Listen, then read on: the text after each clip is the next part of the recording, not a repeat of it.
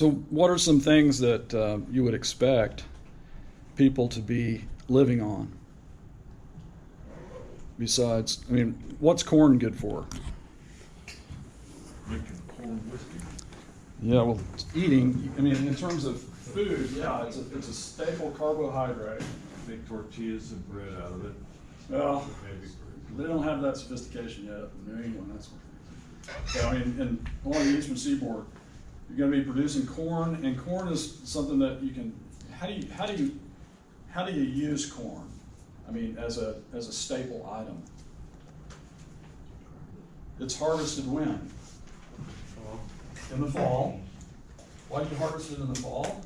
You might harvest it sometimes in the summer if you want some sweet corn, some roasting ears or whatever you call them, some sweet, corn on the cob. But that's a luxury. Right? That's really a luxury. In the fall, it's dried out. And you dry it out. It's preserved. Absolutely. You dry it out, and then, well, you pick it and you got to husk it or shuck it or whatever. And then what that does is allows you to dry it out a little bit more, right? So, and then what do you do with it? Put it in a bin, store it. Put it in some kind of storage facility. And what's the storage facility? What are some of the qualities of the storage facility? Ferment proof. Dry. Yeah, dry. So you've got to have some slats or something. So in the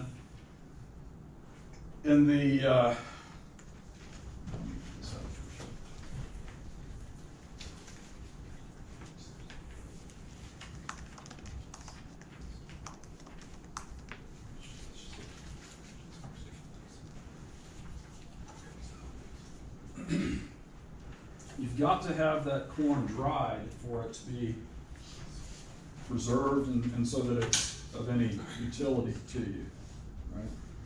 So here it is. But then what can you do with it? It's going to be lasting for quite a long time after you get it dried. So then what can you do with it? Grind it. Yeah, you can take it off the cob and store it. Most of the time, though, if you're storing corn after in the fall, then you don't have to worry too much except keeping the vermin out of it, the rats and the mice. So the storage facility that you have is can you imagine trying to keep rats and mice out of your corn on frontier days? That you didn't shell the corn typically. You didn't take it off the cob. You just left it on the cob because it's going to be storing easier that way, right?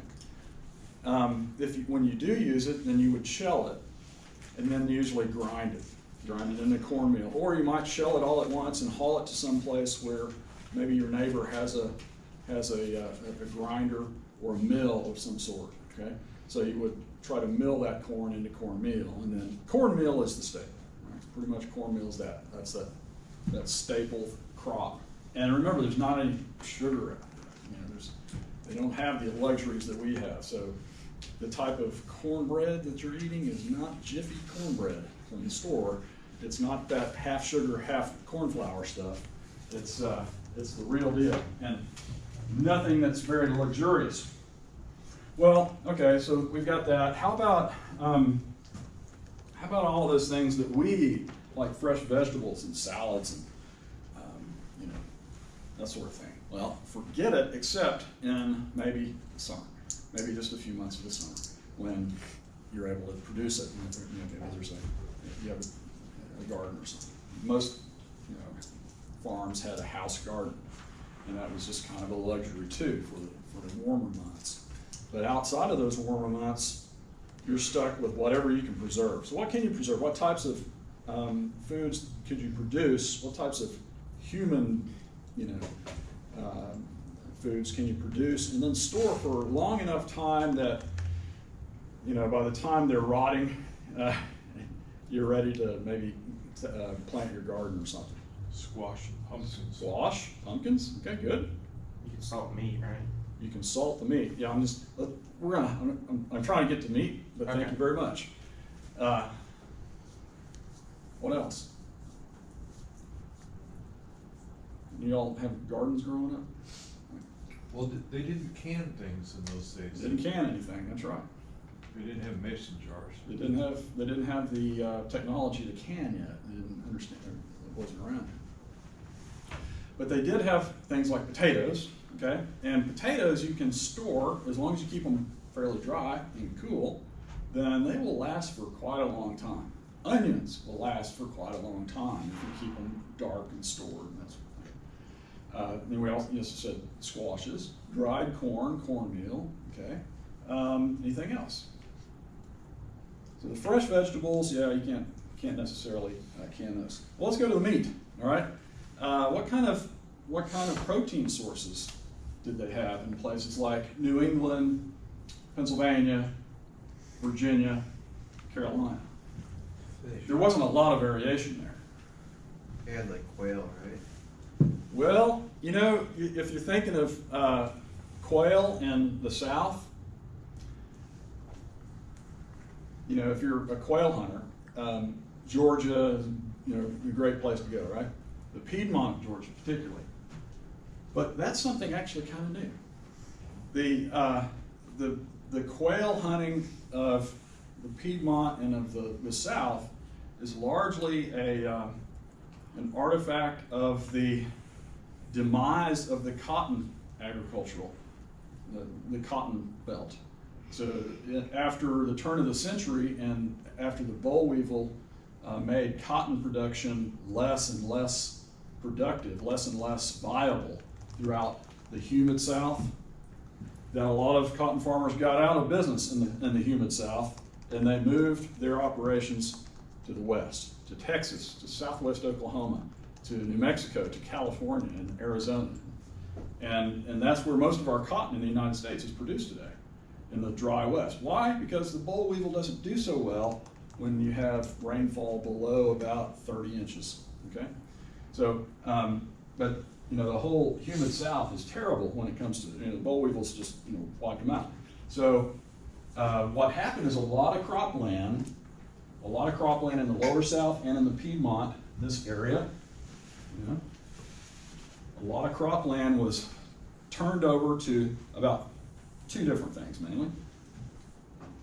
Pine forest, pine plantations, forests. There were a lot of new national forests in the South, a lot of them that were designated in the early part of the 20th century. And those became a very important industry in the early part of the 20th century for the paper production and lumber. So chances are your house, if you grew up in Oklahoma or Texas, your house is built with pine lumber that came from Texas or Louisiana, okay? Or somewhere else in the South. Depending on how old your house is, okay? That all depends. Now I'm talking about the 20th century. Well, anyway, the other land use, aside from pine plantations, was cow-calf operations, cattle ranching, similar to what we have here in Oklahoma. And you know, the southern part of the United States is now very much a cattle country, and that's a good thing, because what it did was it allowed some of those horribly eroded areas that had been cultivated for cotton and even tobacco up in Virginia, allowed those areas to recover with some grasslands and some forest land. And so then in the early to mid 20th century is when, after World War II really, is when you have the rise of quail populations on some of those, especially all those old cotton plantations, okay? So we had a lot of scrubland that was kind of overgrowing. That's perfect habitat for quail. So we're talking about the 20th century. We shouldn't be doing that. But that was a great guess, okay? All right, how about, what else? What type of meat? Probably Yeah, turkey maybe. Turkey. farm-raised animals like cattle, hogs, stuff like that. Right. Not, and so what do we have? What do we have to pick from the repertoire of livestock coming out of Northwest Europe? Well, what do they raise up in Northwest Europe? Sheep. Sheep. You know sheep, right? Sheep. Did they introduce sheep? They did. Did the sheep thrive? Oh, yeah. There was a problem. A lot of predators out there in North America. Unlike England, where they killed them off a long time ago, in North America, sheep didn't do so well. Maybe in some areas, maybe in Narragansett, close home. But in terms of a livestock that you could depend on, that you could, a type of livestock that produced a lot of food and quickly, and didn't require a whole lot of care. That brings us down to one. And it's not chicken, because chicken, by the way, was a luxury, absolutely, all the way up until like World War II. What definitely wasn't chicken, and you gave us a good hint. There are two types of red meat that most of us in the United States eat, right? And one can be preserved very easily with salt, and the other one can't. The other one may have been eaten during the cooler months when there was snow on the ground or something, and that's beef, right? But most people didn't eat a lot of beef back then, even all the way up until the later 19th century. Pork was the meat of Americans, right? And the colonial Americans have put that. Pork. Now, why pork? Because it can be preserved. Large litters. Large litters, that's Low right. maintenance. Low maintenance. And unlike sheep, hogs can defend themselves against predators. In fact, hogs can be predators, right? So hogs can, my dad, who grew up out southwest of Stillwater, on a farm where, like Lake McMurtry is today. And, did I say southwest? Northwest. Anyway, he grew up out there. Now, if you know Payne County, or if you know Stillwater very well, one of the characteristics of the western part of Payne County and the northwest and the southwest is that it gets pretty hilly, and it's full of sandstone, and it's chock full of rattlesnakes and copperheads, okay? So my dad, when he was a kid, they had this dog. They had a bunch of dogs, but they had one dog in particular that was a pit bull. He called it pit bull or bulldog or something like that. And whenever they would have to go out to the outhouse at night, or they'd get up and go milk cows before sunup, early morning, they'd always take the dog, and the bulldog, and he would run ahead of them. Why is that? Because he would kill the snakes, all right? Sometimes he wouldn't kill the snakes, but when he did, what did they do? They took the snakes and they throw them in the hog pen, because the hogs love to eat them, all right? So anyway, hogs are somewhat predators. They're omnivores, like us, okay? So anyway, the hogs did really, really well. How did hogs get here? Heck, there were already hogs here, okay? There are already cattle here too, right? How did they get there? Spanish. The Spanish. The Spanish came, when they came into St. Augustine in 1565, and even before that, when DeSoto was tromping around through here, for 5 years, what is it, 1542, was it? I can't remember, 1540s. When DeSoto was walking, exploring the southern areas of the southeastern United States, they intentionally released cattle and hogs. And the hogs did really well, the cattle did as well. By the time the people who colonized this, now who are the English, where did the English come from who colonized this area that we today call Charleston? Wasn't it a penal colony? Well, actually, you're right. That would be later in Georgia, okay? James Oglethorpe would establish his utopian idea. We're not going to get there yet because we're only going to the 1700. But you're absolutely right. But before Oglethorpe got his grant here, the area that colonized, the people who colonized this came from where? I told you like last time. Remember? Scotland. Well, Carolina was actually a colony of a colony. Remember that here the staple crop was tobacco, right? And also remember that the Puritans who wound up in Massachusetts Bay had originally planned to come here, right? And that the people who wound up in New England had actually, some of them had been shipwrecked in Bermuda, right? So Bermuda, now if you keep going down the Caribbean here, eventually you get to about right here, okay? If the map extends out. And there's an island right about here that sticks right out in the Atlantic, quite a ways. It's a limestone island. What is it? Barbados, absolutely. Barbados. So Barbados was that sugar island that the English had colonized fairly early. It was doing spectacular.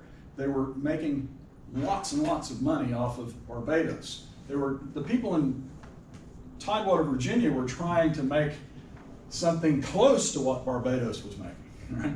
And they were doing really well. So what happened? Well, the Barbadians had colonized the island so densely, and the sugar production was so intensive that they didn't have room, that there was not enough land on the island to produce food. They had to import their food after a while. And of course, we're talking about sugar production, so that's a slave system. And there were a vast majority of the island's population were African slaves, Afro-Caribbean slaves now. Okay? So by the mid to late 1600s, things are starting to get a little sketchy over here in Barbados, because the slaves are grossly outnumbering the plantation owners. And there are occasional uprisings among the slaves. And the Barbadian English and Irish planters are becoming very, very nervous. They're thinking, there's going to be a mutiny and all the whites are going to die, even though they're making lots of money. So not only was there a crisis of food, there was a political crisis and sort of an urge for a lot of these plantation owners to look elsewhere. And what happened was they wound up coming to Charlestown, Carolina. There's no South Carolina yet. But in the 1680s is when you begin to see the very first colony established here. Now, the initial purpose of that colony was to provide foodstuffs to take to Barbados. Okay? All right. What do you suppose they're going to be planting in Carolina to produce food for Barbados? Because this is, part of the carrying trade. In fact, who do you suppose is moving a lot of the freight between Barbados and Carolina, and Carolina and Barbados, Charlestown and Barbados? The Dutch. The Yankees, the English, okay, up in Massachusetts Bay. They're the ones that, are moving a lot of this freight. That's kind of their thing. So anyway, they're moving this freight back and forth, and what are they producing here? Rice. Rice, exactly. How did rice get there? Well, the African slaves in the Caribbean had actually brought rice from Africa and were producing rice as a staple crop. Rice, as you all I'm sure know, is straight carbohydrates, right? So if you're an endurance athlete, rice is good for you. If you're like everybody else, you're not supposed to eat a lot of rice, right? Rice is just going to go into sugar and so anyway, they're producing rice fairly early, and they actually utilize folk engineering to produce rice. This is wet rice, as you all are probably familiar with. You plant rice in flooded paddies, right, in fields. You plant the rice seedling, and then it grows in the water for quite a long time. And then right as it matures, then you drain it, and it kind of it looks more like wheat when it matures and dries out, and then you harvest it, and then you thresh it, and you have this very staple crop. Now, rice is being produced here primarily as an export crop to Barbados. Okay? They're producing some other things. Early on, and you'll read about this in Carolina, maybe you already have. What other crops? Tar, pine tar. Okay, that's more up here, but yeah, you're right. Naval stores. So naval stores are that's an extractive primary resource. And by naval stores, we mean all those things that the shipping trade actually utilizes. So Charlestown becomes an important port, and wherever you have ships coming in port, they have to be repaired, that sort of thing. But it's also something that was exported. So pine tar, what else? Did they do indigo? They produce indigo?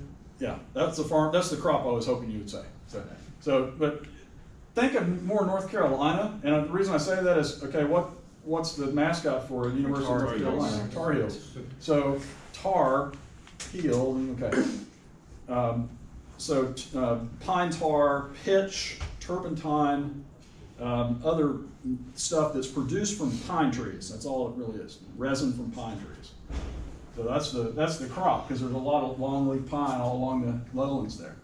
But Tyler said indigo. Indigo was one of these early crops that they were producing. Now, indigo is, anybody know what kind of plant it looks like, or what type of plant it is? Isn't it a root?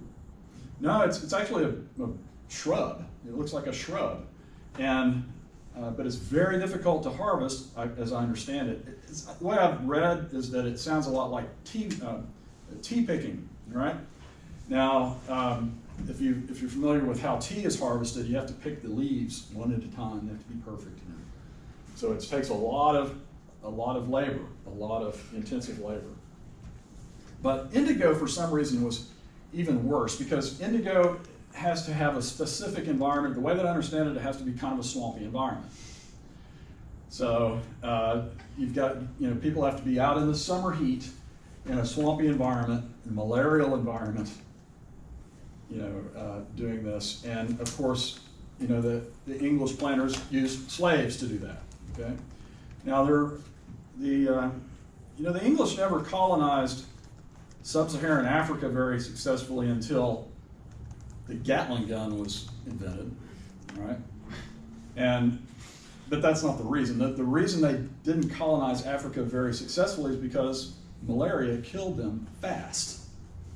Now, if you're of African blood, then chances are you're going to be carrying the sickle cell trait. Sickle cell anemia is, one of those endemic diseases of sub-Saharan Africa. However, the sickle cell trait reduces some of the symptoms of malaria. And when you go to sub-Saharan Africa, just expect to get malaria, okay? I mean, you're gonna get inoculated and that sort of thing if you go, but you're gonna get bitten by mosquitoes and you're probably gonna get exposed to it. But the malaria, we had malaria in Oklahoma in the early part of the 20th century. Right? There were malarial mosquitoes all over the place until the 20th century. And if you can imagine the 17th century with no insecticides, right? This was a place that was torturous, all right, for people to work. So the indigo, and I'll put it this way, the plantation owners didn't even like dealing with indigo. They really did not prefer to grow it. They actually grew other things like hemp, okay? So all you all in the back are going, hey, hemp, yeah, that's good. No, hemp was actually a very important crop for a lot of things, for clothing production and so forth. But hemp production was something that didn't make a lot of money. They experiment with hemp all over the place. But indigo was needed by the British government, British Navy. They needed indigo. Indigo is used as a dye. It's blue dye. That's all it is. But they needed that blue dye. So what do you suppose happened? The government got involved, all right? And the British government began subsidizing so that they would grow it, because Carolina was one of the few places that could produce it. They had slave labor, and they had the environment for it. The British government started subsidizing planters to produce indigo, which meant that you didn't have to make a hope. It didn't have to be. It didn't have to be a very viable crop if the government was setting the price. So the crown was paying for it, so people would grow, right? So that's that. So rice and indigo, and by the way, in this part of South Carolina, those of you who like snakes, anybody like snakes? The largest snake in North America, what is it? The indigo snake, all right? So there's another reason to want to pick indigo all day in the swamp, right? Now it's a non-venomous snake. It's huge, huge, big black snake. And anyway, but it's associated with that area. So they're producing that, but there's one other crop that we haven't talked about. Oh, there's actually some other things besides naval stores. The people in Charlestown, the English in Charlestown, actually moved down here to, what's this place called that Oglethorpe would start? Brunswick. Savannah, right? Savannah. Now, before Oglethorpe, well, about the same time, early 1700s, there's another settlement that gets started right here. What's it called? Augusta. It's on the Savannah River. Augusta, Georgia, exactly. Augusta. Augusta becomes a really important trading point before it's even a city. And it is a trading destination. It's a middle point, kind of like an entrepot. Have we talked about entrepôts yet? Oh, we should. All right. The entrepot, yeah, we have. The entrepot. The term entrepot, I may not have used the term, sorry. The entrepot is a term that, well, you can look it up. What's entrepot? And it's not entrepot. It's like just like a trading site, right? Generally, it's Yeah. like Whoops. A port city or other center to which goods are brought for import and export. Very good, great. An import-export point. Now, most of the time, entrepôts develop where there are changes in the transportation mode, okay? This is just kind of a law of economic geography. It's just kind of a concept in economic geography. Wherever you have the need to transfer goods from one type of transportation to another type of transportation, give me an example of that. St. Louis, maybe. Well, I mean, like in our everyday life now, Well, the transfer point, Between the seaport and the railroad, Oakland. okay, all right? Like right now, 2019, how many of you come from Tulsa? Anybody? You ride the bus? No. Okay, I actually thought you meant literally come from Tulsa, as in which one of you is from okay. Tulsa. So I'm sorry. All right, that's all right. How about this? Anybody commute by car to campus? Okay, where do you park? Me? Hmm? Behind West Watkins. Beyond West. Okay, yeah, that's that distant parking lot. How do you get from the north side of West Watkins, actually over by the indoor practice field, right? How do you get from over there to class over here on Morrill Hall, southeast corner of campus? You walk, okay? I was thinking maybe you get on one of those scooters, right? What are they called? Spins. That's a good name for them because they usually spin when I hit them in my car.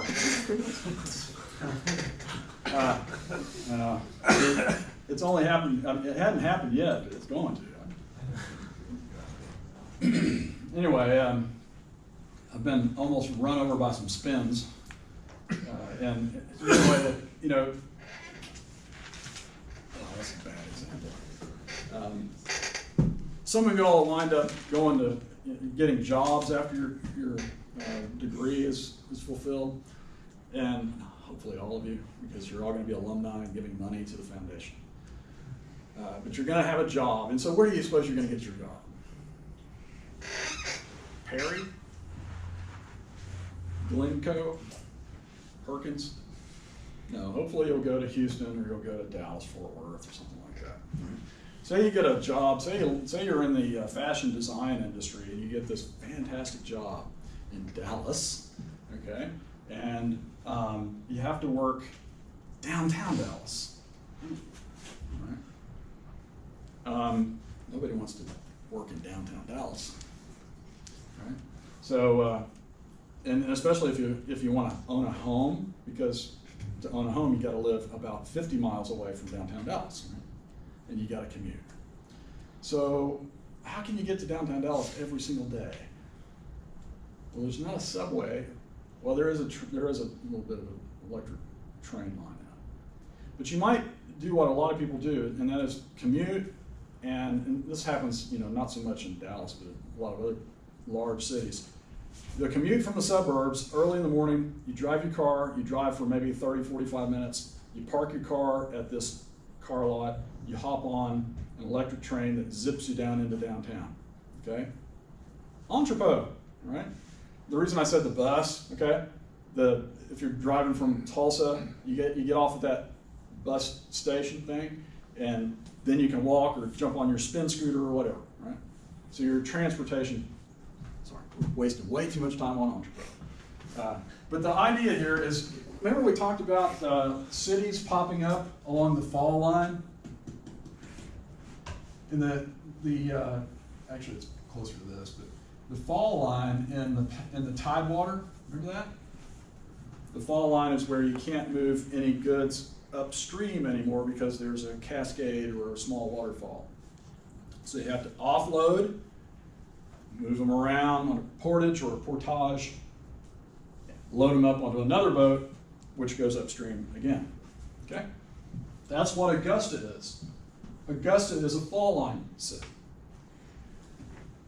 So it makes sense if you have to offload stuff from one type of transportation, like an ocean-going vessel, to a river-going boat, that you would have, since you're unloading and you're going to load again, it would make sense, since things are going the other way as well, for you to establish a processing facility of some sort. So anything coming downstream can be processed and value can be added to it before it's sent away, before you load it back up. It doesn't make any sense to load stuff, without changing it. If you can change it and add some value to it, then the transportation costs are saved. So that means that things like mills and wholesalers, lumber stores and stores, things like mills, lumber mills and sawmills gets established where you have those transportation changes, those entrepôts. Sometimes the entrepôts are intentionally trading points, and that's what happened with Augusta.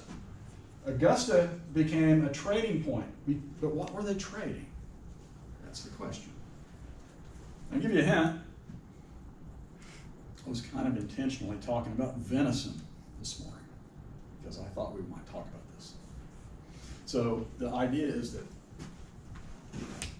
they're trading in deer skins. That's the very first important, it's not the very first, but it's one of the most important early trades. They're also trading in one other thing that we can't forget. And who are they? Slaves. The they are the people back here and the people right here. And they meet right here at Augusta and a few other places, but mostly like that. What are the people here bringing to the trade? They're bringing two really important things that they want in Barbados and in the Carolinas and in England. Deer skins and slaves. All right? Deer skins and slaves. Who are the slaves? They're Indian slaves. They're Native American slaves. The Cherokees and the Creeks and the Choctaws and Chickasaws are known as slave-owning civilized Indians, right? One of the reasons they were referred to as civilized is because they were civilized enough to practice slavery. Seriously. So much for civilization. But they practiced slavery, and why didn't other Indians practice slavery? Well, they did, actually. But the 5 tribes made a changeover from slavery defined in Indian terms and Native American terms to slavery that was defined by European terms, or at least the economic production terms. Okay? Now, did I talk about the price of slavery relative to other types of labor, other types of, and what did we say about slavery? Is it a cheap, a lot of students for some reason assume slavery is the cheap form of labor, but in fact it's not. It's the most expensive type of labor.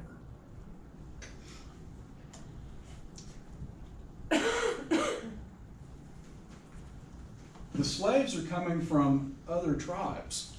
They're captured. They're typically war captives of, in this case, the Cherokees. Okay, the Cherokees were known. They lived in about 5 different areas here, and right around the Appalachians. About 5 different zones that they called towns, which were actually much larger areas. And they traded with one another, and they traded with other groups. But they also went to war. They went to war with the Shawnee up here. They went to war with the Osages up here. And every now and then they'd go to war with the Choctaws down there, because the Choctaws were allied with the French. So the Cherokees were allied with the English for the most part. The English down here. The Cherokees would capture slaves up here in their hunting grounds in Kentucky, bring them back, or they often captured people in this area known as the Catawba, right? Other groups, smaller, weaker groups. So they would capture them, and they would they would walk them to Charleston and sell them at the slave auction in Charleston. Who would buy them? English, Dutch slavers, who would then transport them to the Caribbean. And to this day, there are people in the Bahamas and parts of the Caribbean who have genetic connections to people up here, right? In fact, well, we don't need to go there. Anyway, there are people who have Native American blood because of that early slave trade before 1700. Well, the slave trade petered out pretty quickly, and it was not a very viable trade. But the thing about the slave trade was that it really developed a trade relationship between the 5 tribes, especially the Cherokees and the Creeks, or the Cherokees really, and the Carolinas. The Creeks were trading more with the Spanish down here. And anyway, so that developed a strong trade relationship.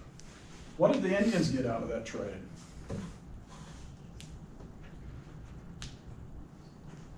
Late 1600s European technology. Knives, axes, muskets. Metal, they got metal goods, they got tools. Beads. Yeah, they got trade stuff. They got firearms, okay? Now, firearms were pretty unsophisticated at this time, and even though firearms, were unsophisticated, they were more for psychological warfare. So until the Germans would come in the early 1700s and bring good firearm technology, better firearm technology, until the Germans arrived around early 1700s, and the long rifle diffused through here. They were actually muskets. They were dangerous and smoky and inaccurate, and it took forever to load and that sort of thing. But they were impressive if you had never seen one or heard one. And so the native peoples utilized firearms when they would go to war with other groups, and it was, like I said, mostly psychological. most of their warfare was still traditional. Not only that, they didn't really use until the early 1700s. They didn't use firearms for hunting deer because they're in the business of killing deer. The Cherokees up here became very proficient at deer hunting. And by the mid to late 1700s, we're not there yet, by the mid to late 1700s, we're causing a die-off, or they were killing off the white-tailed deer to the point to where there was not a lot of availability anymore of the deerskin trade. But by that time, it had been replaced by something else. How are we doing on time? 10:05. It's 10:05. Yeah, 10 minutes? Okay. All right, good. So we've got the deerskin trade, and what do you suppose those deerskins were being used for? What did the English want them? Leather. Leather, exactly. Yeah, everything's out of leather or wood, metal.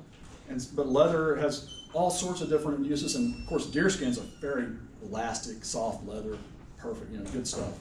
Clothing, a lot of clothing, a lot of that sort of things made out of deerskin.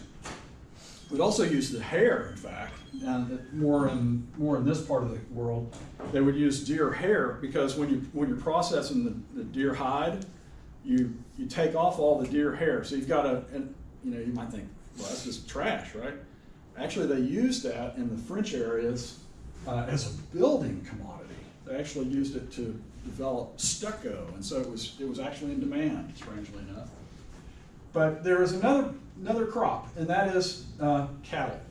If you go to the archives and look at what early travelers are saying in this area, and there aren't that many travelers until the early 1700s, but as they're walking around and exploring through here, they see lots and lots of what they call Spanish cattle. Sometimes they call them black cattle. Maybe they were black, but they were feral. They were the descendants of Spanish cattle released in Florida. And by this time, by the mid 1600s, Florida was crawling with wild or semi-wild feral cattle released by the Spanish. And the Spanish, in fact, had they would. That's a Spanish thing. Wherever the Spanish go, they raise cattle. And that's just the thing, even if they're in Florida. But Florida is actually a pretty good cattle country because it's grassy, tropical. But this area by the late 1600s, the feral cattle population is really growing because feral cattle don't have what are the predators that are going to kill off? Nothing. Nothing's going to bother cattle, really. Maybe there were a few grizzly bears, I doubt it. But basically cattle are doing fantastic. This is almost like South Texas after the Civil War. Okay? And guess what? There's a market for cattle, as you might guess. These are not high quality marbled beef, Angus in any sense. They're feral cattle. Right? Now there's a tradition, and there are several traditions in sub-Saharan Africa of raising cattle. One of the most important traditions in raising cattle comes from, here's Africa, right? The west part of Africa. East Africa. Okay, West Africa. So this is maybe the Tropic of Cancer or something like that, and so this is the Ghana today, but right around this area is the area that, in fact, they used to call this whole region. They used to call that whole region Gambia, for the Gambia River. And so slaves brought to the Caribbean came from just a few areas in West Africa at this point. A lot of them came from Angola, just down here toward southern Africa, sort of south central Africa. But then a lot of them came into the Caribbean, particularly into Cuba and some of the Spanish areas from this West African area that we would today just call, like the French West Africa area. But they referred to it as Gambian slaves. And the people, the Gambian people here, the African folks, had traditions of raising cattle, and raising cattle in fairly tropical, subtropical environments. And guess what? Those African slaves that some of those planters brought into Charlestown, they had knowledge of raising cattle and of herding cattle. It was no new thing for them. After a while, by the late 1600s, when this area really begins to be colonized heavily, you would find that there would be activity that would be kind of following the old slave trade that would wind up involving both whites and Africans going into the Piedmont. This is the hilly area, that's sort of the central part of the Carolinas.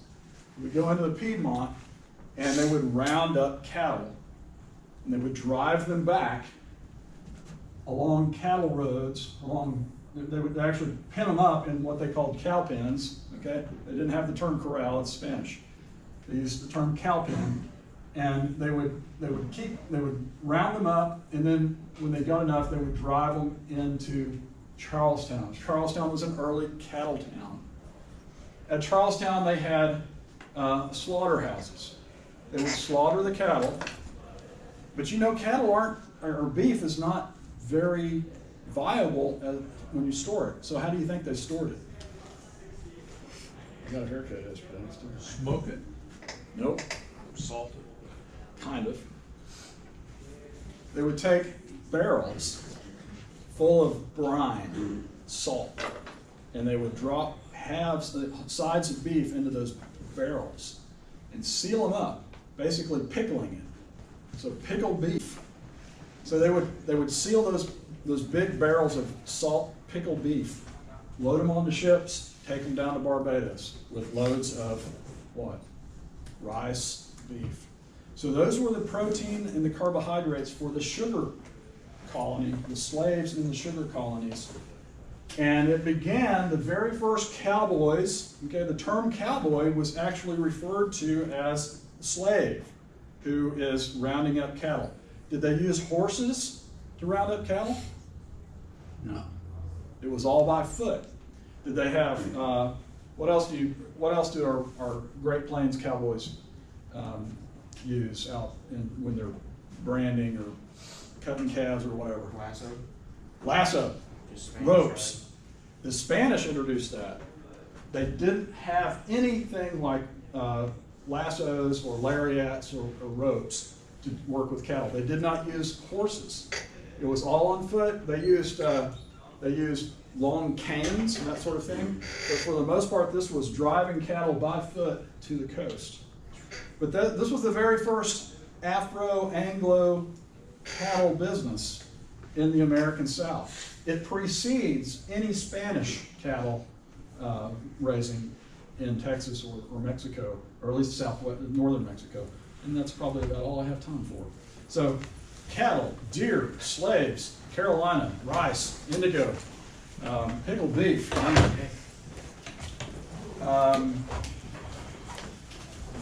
It's an interesting place. Of all the southern colonies, Carolina is probably, I think, the most distinctive in many ways. It's very Caribbean, very connected to the Caribbean.